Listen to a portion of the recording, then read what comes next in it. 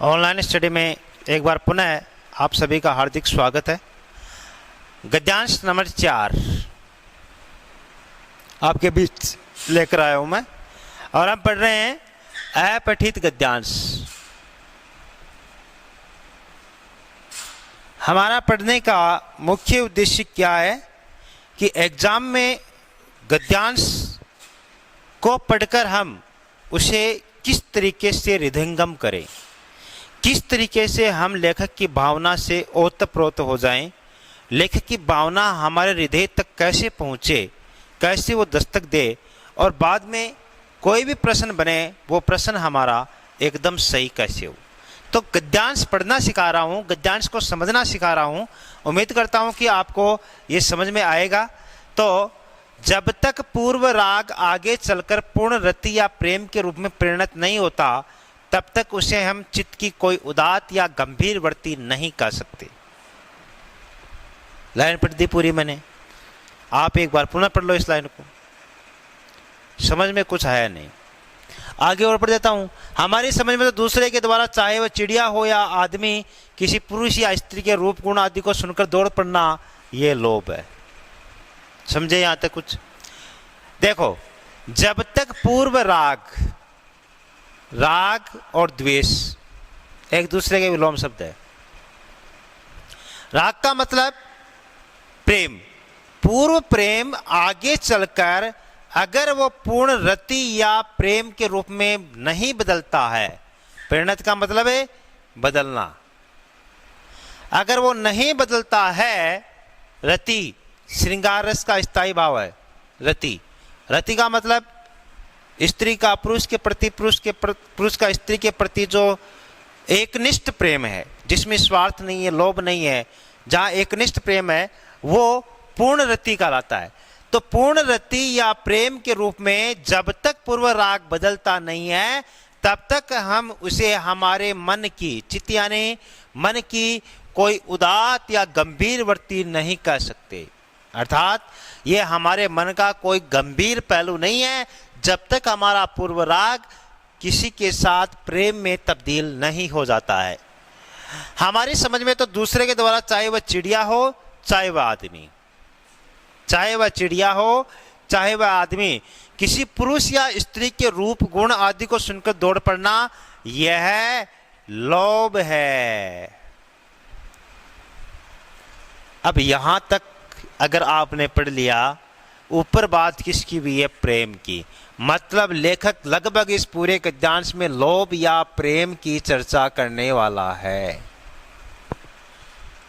लोभ या प्रेम, प्रेम सात्विक प्रेम जिसमें त्याग है, जिसमें देने का भाव है, जिसमें कुछ भी लेने का भाव नहीं है, जिसमें स्वार्थ नहीं है, जो निस्वार्थ तरीके से किया जाता है वह प्रेम कहलाता है। देखिए, मान लो अब इस लाइन का मैं कॉमन लैंग्वेज में आपको अर्थ समझाऊं कि चाहे कोई चिड़ी है, चाहे कोई आदमी, चाहे कोई पुरुष है, चाहे कोई स्त्री, किसी स्त्री को कह दिया जाता है फलाना पुरुष बहुत सुंदर है ना, और वह स्त्री उसको देखने के लिए आतुर हो जाती है। मतलब स्त्री के हृदय में प्रेम नहीं है, क्या है? लोभ है। या ये कहा जाए कि फला महिला बहुत सुंदर है और बहुत सुंदर है और हम उसे देखने के लिए दौड़ पड़ते हैं, ये क्या नहीं है? हमारा प्रेम नहीं है, ये है क्या? लोभ है। अब देखो, चाहे कोई चिड़िया चाहे कोई आदमी किसी पुरुष या स्त्री के रूप गुण आदि को सुनकर दौड़ पड़ता है, ये क्या है? लोभ है। कोई विशेष वस्तु अच्छी वस्तुओं के सामने आने पर भी उसकी ओर ध्यान न जाए, प्रेम है। देखो, अब कोई विशेष वस्तु अच्छी वस्तुओं के सामने आने पर भी उसकी ओर ध्यान न जाए, आप किसी से प्रेम करते हैं। अब आप चाहते हैं कि मेरे प्रेमी पात्र पर मेरा एक निष्ठ अधिकार हो। आप फॉर एग्जाम्पल, आप पुरुष हैं, आप किसी भी स्त्री से प्रेम करते हैं, आपके सामने अब चाहे जिससे प्रेम करते हैं उससे प्रेम कर लिया, 1000, 2000, 5000 सुंदर सुंदर महिलाएं चाहे आपके सामने हो, आप उनसे प्रेम नहीं कर सकते। कब तक? जब तक वो प्रेमी पात्र आपको प्रिय है। लाइन का अर्थ समझो। आप कोई विशेष वस्तु के प्रति जो लोभ होता है, देखो विशेष वस्तु, अच्छी वस्तुओं के सामने आने पर भी उसकी ओर ध्यान नहीं जाए। मतलब 1000-1500 महिलाएं थी, हमारा ध्यान उन पर है ही नहीं, हमारा ध्यान तो प्रेम में है और हमारा प्रेमी पात्र तो यहाँ नहीं है, वो कहीं और है या हमारे साथ है, कुछ भी है, वही प्रेम है। व्यवहार में भी प्राय देखा जाता है कि वस्तु विशेष के ही प्रति जो लोभ होता है वह लोभ नहीं कहलाता। अगर आपका किसी वस्तु विशेष के प्रति लोभ है तो वो लोभ नहीं है। वस्तु विशेष यहां समझ सकते हैं कि अगर मैं किसी से प्रेम करता हूं तो मेरे लिए वो वस्तु विशेष है, मैं लोभी नहीं हूं, मैं प्रेमी हूं। फॉर एग्जाम्पल, मुझे रसगुल्ला बहुत पसंद है और मुझे जहां कहीं रसगुल्ला मिल जाता है मैं रसगुल्ला खाए बिना नहीं रह सकता। मैं रसगुल्ले का लोभी नहीं हूं, मैं रसगुल्ले का प्रेमी हूं। 1000 मिठाइयां पड़ी है, मैं रसगुल्ले के पास दौड़कर गया तो मैं लोभी नहीं हूं, प्रेमी हूं। अब मैं लोभी कब हो जाऊंगा? चाहे कोई भी मिठाई पड़ी है, मैं टूट के पड़ता हूं तो मैं क्या हूं? लोभी हूं। अर्थात मुझे कुछ मिले, मैं किसी विशेष से या किसी एक वस्तु से प्रेम नहीं कर पा रहा हूं। अब लाइन को समझो। व्यवहार में भी प्राय देखा जाता है कि वस्तु विशेष के प्रति जो लोभ होता है वह लोभ नहीं क्या कहलाता है? प्रेम कहलाता है। जैसे कोई मनुष्य पकवान या मिठाई का नाम सुनते ही चंचल हो जाए और तो लोग क्या कहेंगे कि वह बड़ा लालची है, मिठाइयों का लालची है। पर यदि कोई केवल गुलाब जामुन का नाम आने पर ही चाह प्रकट करे तो लोग ये कहेंगे कि इसे गुलाब जामुन बहुत अच्छी लगती है या गुलाब जामुन इसे बहुत पसंद है। तत्काल सुने हुए रूप वर्णन से उत्पन्न पूर्व राग और प्रेम में भी इस प्रकार का अंतर समझिए। तत्काल लड़की देखो कितनी सुंदर है, ये सोचकर और अपने आप को उसके पीछे लगा देना क्या है? पूर्व राग है। और आप उस कभी भी प्रेम नहीं कर पाएंगे। ऐसे में आप कभी भी किसी से प्रेम नहीं कर पाएंगे। लाइन देखो, तत्काल सुने हुए रूप वर्णन से, तत्काल आपने किसी के सौंदर्य का वर्णन सुना और आप पूर्व राग और प्रेम में अंतर नहीं कर पाए, अर्थात आप देखने के लिए चले गए, पीछे हो लिए, तो आपका क्या है? वो पूर्व राग है। और प्रेम में अंतर समझना है। पूर्व राग रूप गुण प्रदान होने के कारण सामान्य उन्मुख होता है। ऊपर लिखता हूं, पूर्व राग सामान्य प्रवृत्ति है।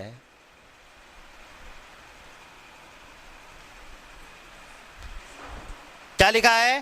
पूर्व राग सामान्य उन्मुख होता है, अर्थात सामान्य प्रवृत्ति का हिस्सा है। आगे देखो, पर प्रेम व्यक्ति प्रदान होने के कारण विशेषोन्मुख होता है। प्रेम व्यक्ति प्रदान होता है। अगर आप महिला हैं, किसी से प्रेम करती हैं, आप क्या चाहेंगे कि जिससे आप प्रेम करती हैं उससे 2-4 लोग और प्रेम करें? चाहेंगे? अर्थात बिल्कुल नहीं चाहेंगे। मतलब प्रेम एकाधिकार चाहता है। प्रेम क्या चाहता है? एकाधिकार चाहता है। प्रेम क्या चाहता है? प्रेम उस व्यक्ति को हमेशा विशेष ही बनाए रखना चाहता है। लाइन पढ़ो अब। प्रेम व्यक्ति प्रदान होने के कारण, किसी एक व्यक्ति पर केंद्रित होने के कारण प्रेम हमेशा क्या होता है? प्रेम हमेशा विशेषोन्मुख होता है। सामान्य नहीं होता प्रेम। प्रेम हमेशा स्पेशल होता है, विशेषोन्मुख होता है। एक ने आकर कहा अमुक बहुत सुंदर है, उदाहरण दिया यहां पर। एक आकर ये कहता है कि वो बहुत सुंदर है, फिर दूसरा कहता है कि अमुक नहीं, अमुक सुंदर है। एक कहता है कि अमुक सुंदर है, ए सुंदर है, फिर बी आता है, वो कहता है ए सुंदर नहीं है, सी सुंदर है, और फिर सी के चक्कर में चले जाना। फिर डी आता है, वो कहता है ई सुंदर है। ई के विषय में सोचना, ये प्रेम नहीं है, ये लोभ है। इस अवस्था में बुद्धि का व्यभिचार बना रहेगा। बुद्धि व्यभिचार यानी बुद्धि संचारी भाव के साथ रहेगी। बुद्धि में स्थायित्व नहीं आएगा। बुद्धि है वो सही निर्णय पर नहीं पहुंच पाएगी। ये इसका मतलब है। प्रेम में पूर्ण व्यभिचार से शांति प्राप्त हो जाती है। प्रेम में व्यभिचार पूर्ण रूप से मिट जाता है और प्रेम में व्यक्ति को क्या प्राप्त होती है? शांति प्राप्त होती है। आगे देखते हैं, कोई वस्तु बहुत बढ़िया है। पैराग्राफ चेंज हो रहा है, वहां से पढ़ते हैं थोड़ा ऊपर लेकर।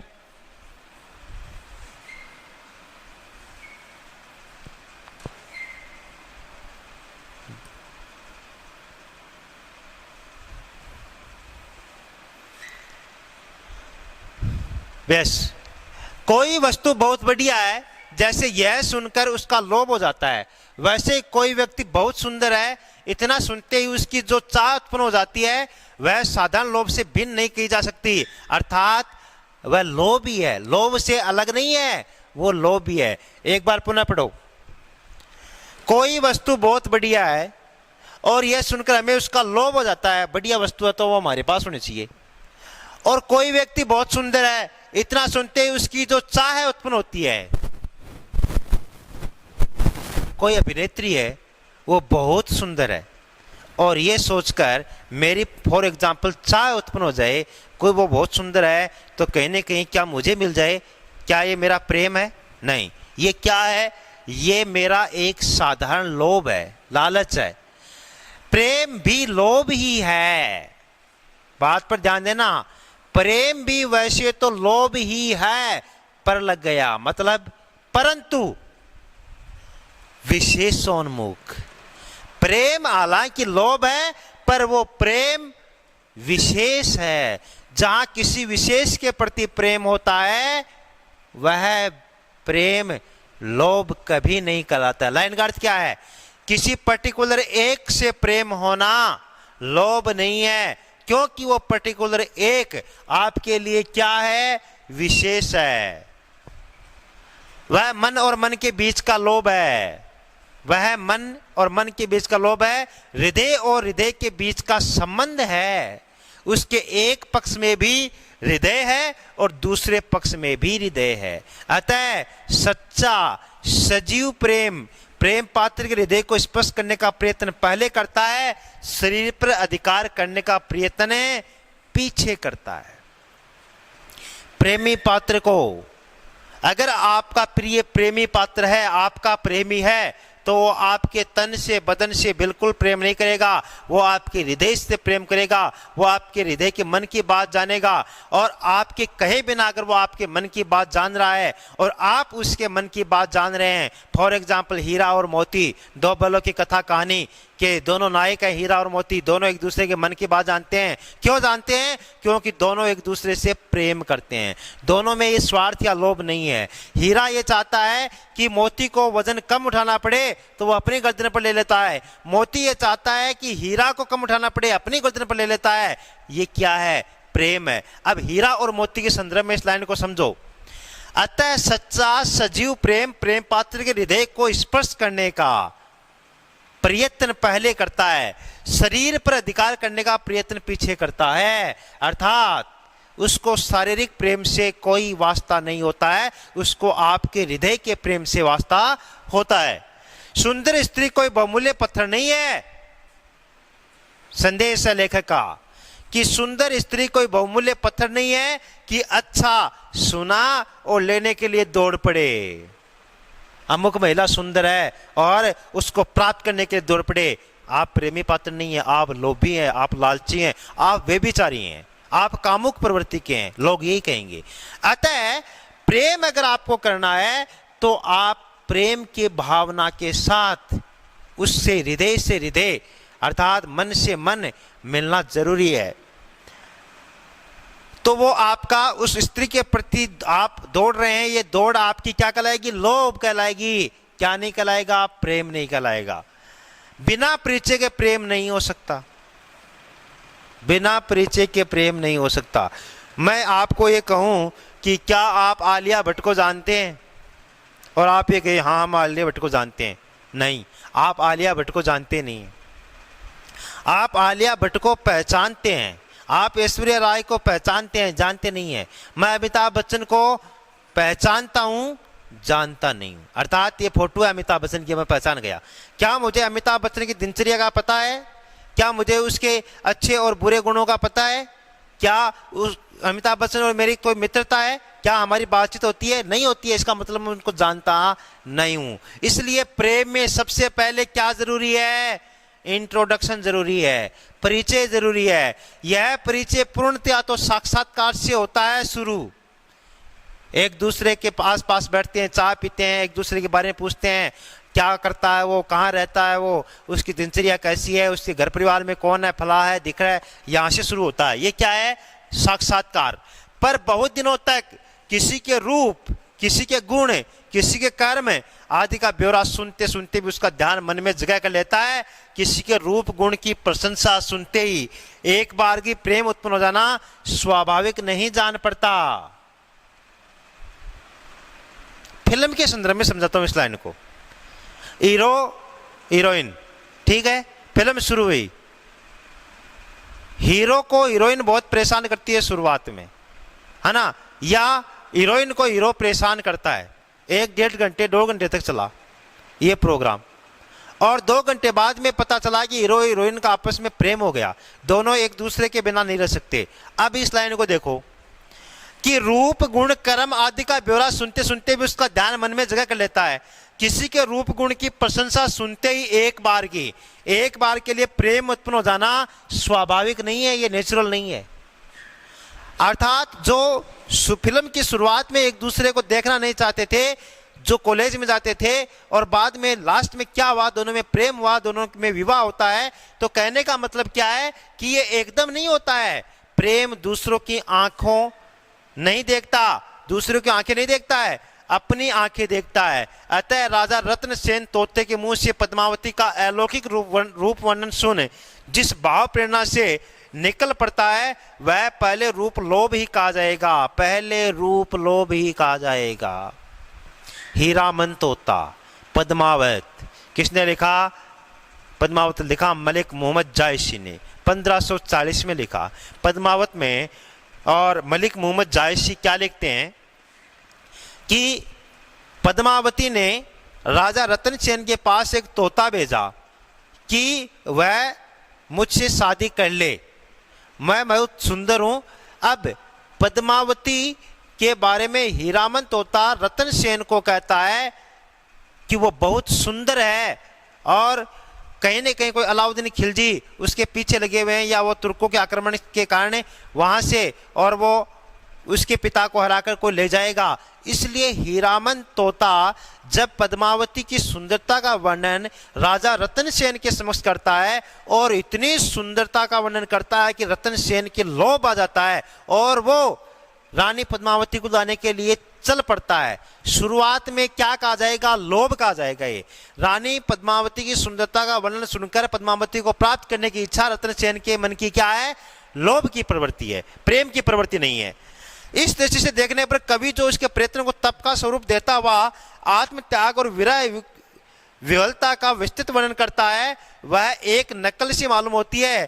प्रेम लक्षण उस समय दिखाई पड़ता है जब वह शिव मंदिर में पद्मावती की झलक देख बेसुध हो जाता है। अब प्रेम कब है? हीरामन तोता ने कहा वो सुनते ही और वहां से निकल पड़ना चित्तौड़ से। क्या है? सियल द्वीप के लिए पद्मावती कहां रहती थी? सियल द्वीप में। सियल द्वीप के लिए चित्तौड़ से निकल पड़ना क्या है? रतन सेन का लोभ है। मगर जैसे ही वो शिव मंदिर में पद्मावती के सौंदर्य को देखता है तो उसे चक्कर आ जाता है कि हाय, इतनी सुंदरता आज तक मैंने नहीं देखी, और इस सुंदरता से उसको प्रलय की स्थिति में पहुंचा देती है सुंदरता। जब वह मूर्छित हो जाता है तो लेखक कहता है कि उस मूर्छित होने को ही मैं प्रेम कहूंगा। रानी पद्मावती की सुंदरता का नाम सुनते ही दौड़ पड़ने को मैं लोभ कहूंगा। उम्मीद करता हूं कि लोभ और प्रेम में अंतर समझ गए होंगे। पूरे गद्यांश में हमने चर्चा किसकी की है? लोभ और क्या होता है और प्रेम क्या होता है, और आकर्षण इस भी होता है जो कि किशोरावस्था में होता है। तो उम्मीद करता हूं कि लोभ और प्रेम के बीच का अंतर आप समझ गए होंगे। अब मैं आपको समरी बताता हूं कि अब तक हमने क्या पढ़ा है। अब तक हमने पढ़ा है कि पूर्व राग में उत्पन्न जो भी स्थिति है, अगर वो पूर्ण रूप से प्रेम में तब्दील नहीं हो जाती है और वो गंभीर प्रवृत्ति का हिस्सा नहीं बनती है, तो वह लोभ है, प्रेम नहीं है। प्रेम एक निष्ठता का नाम है। प्रेम सामान्य उन्मुख नहीं होता है, प्रेम विशेषोन्मुख होता है, और प्रेम किसी एक से होता है, और जिससे प्रेम होता है उसके बाद अन्य वस्तुएं उसके लिए सामान्य होती हैं। फॉर एग्जाम्पल, लेखक ने उदाहरण दिया है कि अगर कोई मिठाई को देखते ही उस पर टूट पड़ता है, मतलब वो लोभी कहलाएगा। मगर मिठाइयों में से वो मात्र गुलाब जामुन पर ही टूट पड़ता है, तो वो प्रेमी कहलाएगा। वो गुलाब जामुन उसे ज्यादा पसंद है। इसलिए ये अंतर है। सामान्य वस्तुओं के पीछे या हर वस्तु के पीछे आपका अगर भाव पाने का हो रहा है, मतलब आप लोभी हैं, और किसी विशेष वस्तु को प्राप्त करने के बाद आपका लोभ का भाव मिट जाता है, आप प्रेमी हैं। उम्मीद करता हूं गद्यांश समझ में आ गया। अब प्रश्न देखते हैं। लोभ के संदर्भ में असंगत कथन है। लोभ सामान्य उन्मुख होता है, बिल्कुल लोभ सामान्य होता है। प्रेम ही हमेशा विशेष होता है, लोभ विशेष नहीं होता है। लोभ सामान्य होता है। लोभ विशेषोन्मुख होता है, नहीं। यह है प्रश्न का उत्तर आपका सही हो जाएगा। लोभ हमेशा सामान्य उन्मुख होता है, विशेषोन्मुख नहीं होता है। विशेषोन्मुख होता क्या है? प्रेम। प्रेम हमेशा विशेषोन्मुख होता है। लोभ किसी वस्तु से नहीं होता है, बिल्कुल लोभ वस्तु से होता है। लोभ रूप गुण प्रदान होता है, होता है। लोभ रूप गुण प्रदान होता है। इसी कारण तो राजा रत्नसेन पद्मावती को प्राप्त करने के लिए हीरामन तोते के साथ वो लिया था। समझ गए आप? ये बात कहता है लोभ विशेषोन्मुख होता है, ये बात गलत है। और पूछा क्या है? असंगत।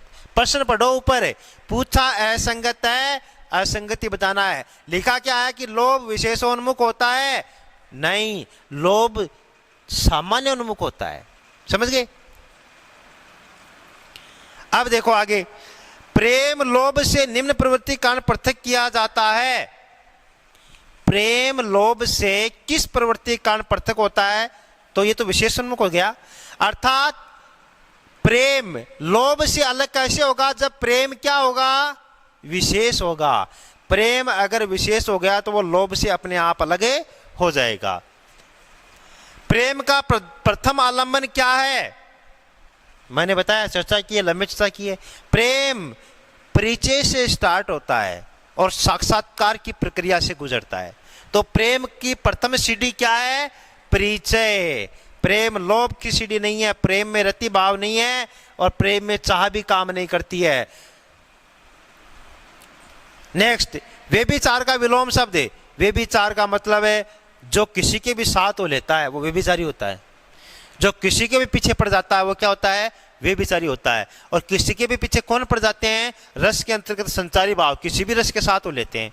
और कोई भी महिला किसी भी पुरुष के साथ हो लेती है तो क्या है? व्यभिचारी है। कोई भी पुरुष महिला के साथ हो लेता है तो वो क्या है? व्यभिचारी है। जो एक के साथ रहता है वो क्या है? स्थायी है। इसी कारण प्रत्येक रस का स्थायी भाव कितना होता है? एक।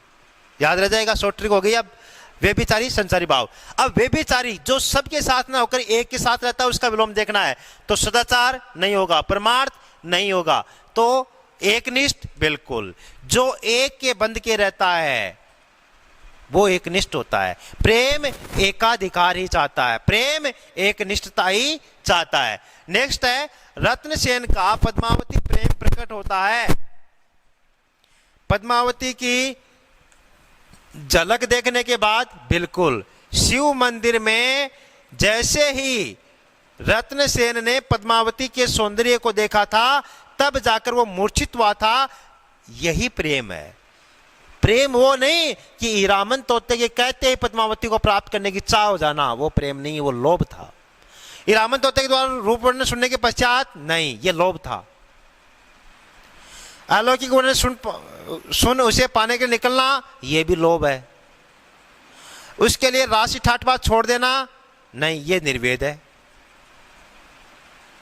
तो ये प्रेम है। कौन सा? पद्मावती की झलक देखने के बाद उनका मूर्छित हो जाना। नेक्स्ट है, पूर्व राग का विलोम शब्द है। पूर्व राग मतलब पहले से उसके पीछे प्रेम की भावना होना। तो अगर उसको छोड़ देंगे तो क्या हो जाएगा? वो क्या कहलाएगा? विरक्ति कहलाएगा।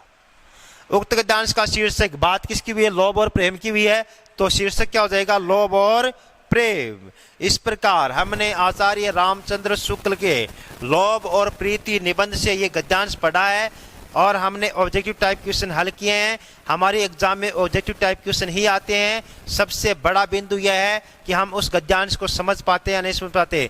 गद्यांश को समझने के लिए इस प्रकार 20-22 मिनट चाहिए। अब मैं तो इसको 2 मिनट में समझ गया था, लेकिन आपको चाहिए समझाने के लिए 20-22 मिनट। 20-22 मिनट में मैं आपको समझा पाया हूँ इस गद्यांश को, तो कम से कम एग्जाम हॉल में आपको 10 से 15 मिनट तो लगेंगे। इसलिए जल्दबाजी में गद्यांश के प्रश्नों के उत्तर देने का प्रयास न करें। 4 में से एक ऑप्शन का चयन सही करना है। और गद्यांश के 10 प्रश्न आएंगे सीबीएसई कक्षा 10 के विद्यार्थियों के लिए। 10 के 10 प्रश्न उसी बच्चे के सही होंगे। याद रख लेना, वीडियो रिकॉर्डिंग है, रिकॉर्ड कर रहा हूं। 10 के 10 प्रश्न उस बच्चे के सही होंगे जो पर डे एक गद्यांश का हमेशा अभ्यास करता है और गद्यांश समझ नहीं आने पर वो संबंधित टीचर से प्रश्न पूछता है। उसके 10 में से 10 प्रश्न सही होंगे। तो उम्मीद करता हूं कि आप आज से एक गद्यांश हमेशा पढ़ेंगे। आज के लिए बस इतना ही। धन्यवाद।